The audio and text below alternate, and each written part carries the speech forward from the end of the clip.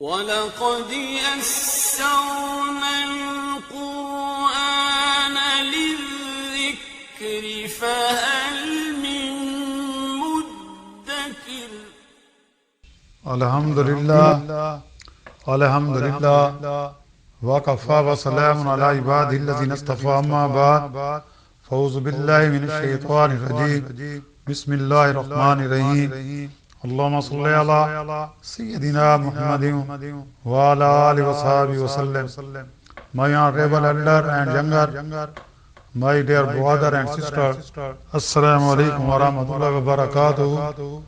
Today's our topic is also rights of citizen in Islam. In this regard, part 3 will be described such as way this topic will be completed. My dear brother and sister, in some cases, the parents and guardians of children who could not afford from their pension were granted funds from the childhood to maturity. In Hazrat Umar Farooq Raziyallahu Anhu reign, Hazrat Umar Farooq Raziyallahu Anhu even made experiments with a group of 30 people with a view to finding out the minimum amount of food and average person needed to maintain full health and vigor. And on the conclusion of these experiments, he ordained that every man and woman in the country should receive from the government storehouses, in addition to pension, a monthly allowance of wheat sufficient for 2 square meals a day. But this scheme of social insurance could not be finalized, as he was assassinated and died as a martyr in the cause of Islam. His work remained unfinished. It is a reference by Bukhari and Muslim. The citizen would render their services for the defense of the country and stand united against external and internal aggression of the enemies for the solidarity of the state and honor the legally established government. Similarly, it is the bounden duty of the government to give full protection of life and property to its citizens.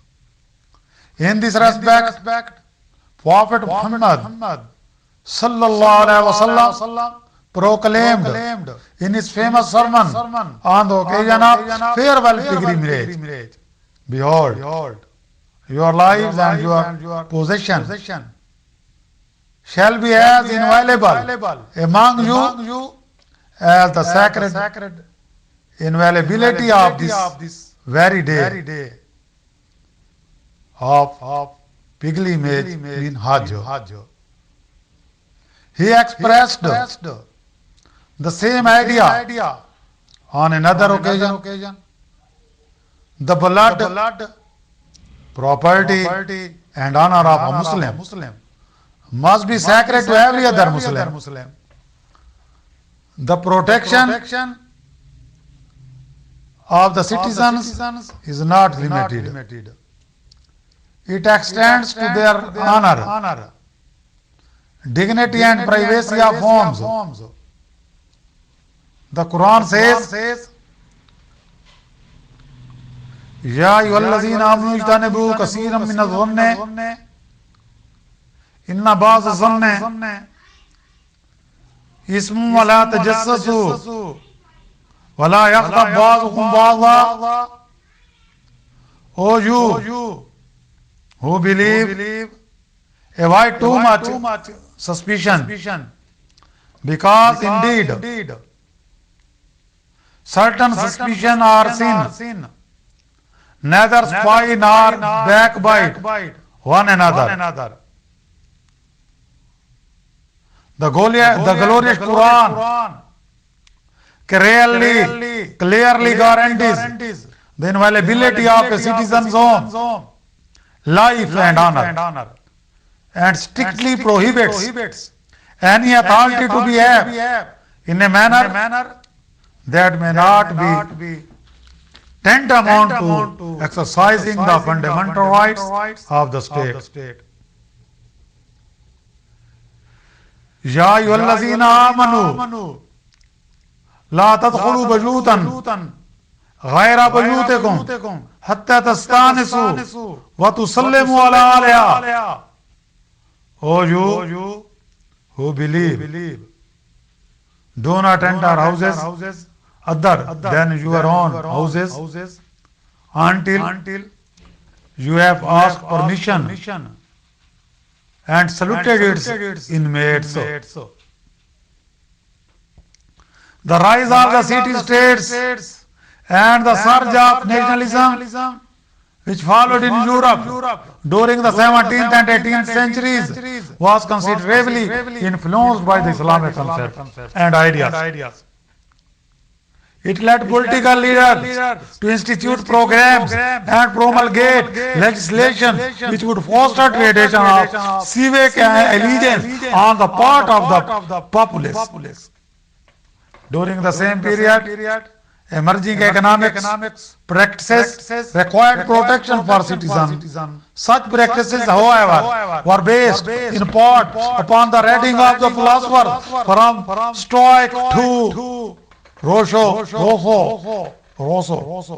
before the enlightening and liberating message of Islam.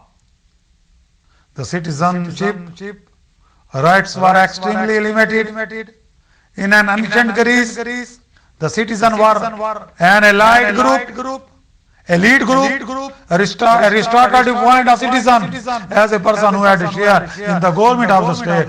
Thus, in the government of the state. Thus, is idea of citizenship being limited only to a fraction of the whole population of the state was essentially aristocratic, and the slaves were denied the rights of citizenship. In Rome too, the same condition prevailed even in Europe. It was after the Industrial Revolution in 1760 that the right of citizenship came to be shared by the majority of the population. But Islam is the only religion. Islam is the only deen who gave all right to his all citizens without any distinction, in spite of caste, in spite of race, in spite of color, and in spite of language, in spite of area. All the peoples are equal in the sight of Almighty Allah, and it is a duty of an Islamic government to give all rights to its citizen without any distinction. Almighty Allah may establish in our country as a true Islamic state where all the law should be implemented according to the teaching of Holy Quran and Sunnah. Wa akhiru da'wana anil hamdulillahi rabbil alamin.